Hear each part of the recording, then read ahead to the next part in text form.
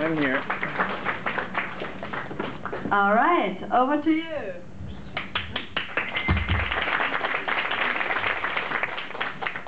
Right. So I was just thinking just now that the name of this event, Pecha Kucha, is very meaningful, isn't it? Everybody knows what it means, right? Pecha Kucha. It's Japanese and it means one free drink. I thought that was what it meant, but apparently I was wrong. You're from Hong Kong? Are you from Hong Kong? Yes. No, it's chit chat. Yeah. And it's really fitting for a design event because where does inspirative, well, innovative design come from? It doesn't come from just you sitting at home thinking alone. It comes from communications. Bouncing ideas off of each other, right? Talking, chit-chatting. I was banking on someone chit-chatting there so I can make a joke. So this is the Lego Shinkai. It's the first Japan-only Lego, and also an amateur-created Lego. The guy who created it, he's actually more interested in this white crab, this volcano, and these tube worms than the submarine itself. But he figured there's no way Lego is going to make a box set of a sea floor, right? So the submarine actually became his Trojan horse to sort of sneak it in there because he wanted to teach the kids. So very interesting stories. And Kuso.com is full of these kind of stories because we're basically a crowdsourced product design company. So basically, if you have an idea and you can gather enough people to say, man, that's my idea, I want that, then it has a chance to get made. So when I first heard about this idea, it blew me away.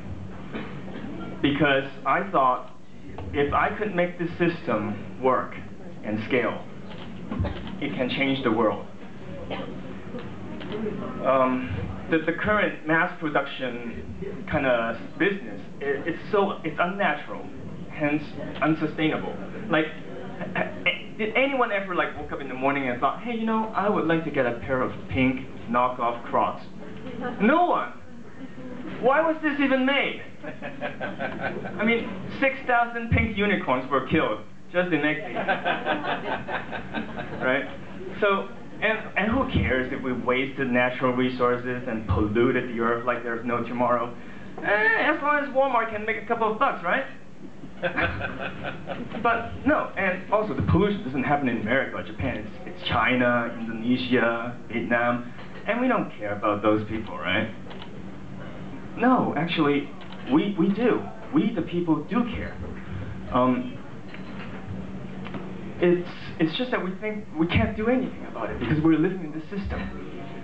But perhaps there's something we can do. Perhaps if we put the right tools in people's hands and put them in the right environment, things will change. This is why in the beginning of last year, I've begun a project, an open source project to build the Kuso system open source so that well, Kuso is going to be the lead user of it, but anyone can use it for their own communities. And I invited a couple of friends to talk about this because they believe in the same vision, and one of whom is Todd, the co-creator of TEDx Tokyo.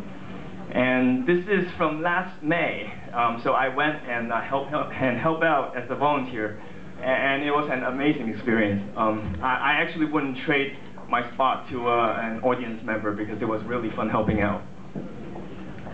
So this slide has absolutely nothing to do with anything I talked about. It's just my lovely wife and my baby from last July, so there. The rights of a new father. But it does have something to do with this. When my son was born, I was basically away for a whole month. But by that time, I had already gathered a group of good friends who really, truly believe in this vision of changing the world by building this tool. And even though I was away, they continued to work on it. And so who can benefit from a tool like that, right? So one of my friends is actually an educator, and education needs change. Just imagine innovative peer-to-peer learning, right? There's a saying, it takes a village to raise a child. If our tool can help people make villages, we have succeeded. And people like Tyler from Hello Yoga here in Tokyo, he actually organized a community yoga on the weekends. And all proceedings go to the Tyler Foundation to help save children. Right? So people like him can really use this tool to connect with other people who believe in the same thing they believe in. And what about the large corrupt corporations and governments? I mean, they're the ones who make us think that we can't do anything about it. Well, yeah, but they're not going to change. You've got to change. You've got to start this change from the ground up.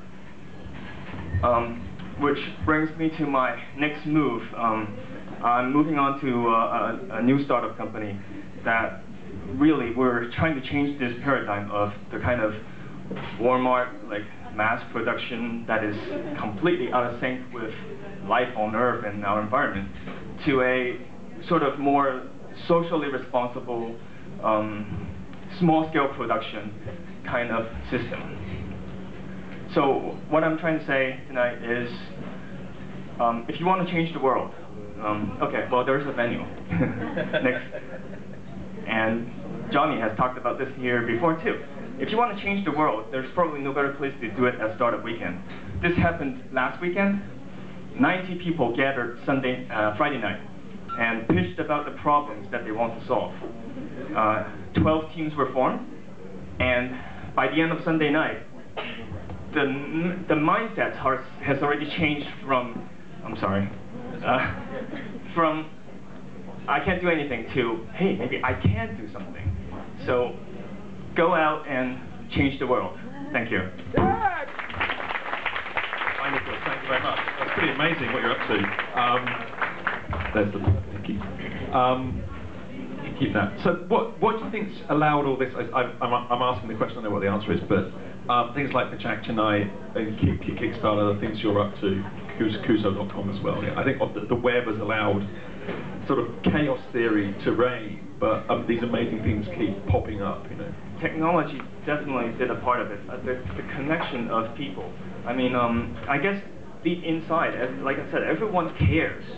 It's just that the kind of the upper layer, the people who are only concerned about money, well, you know, they used to care too, maybe.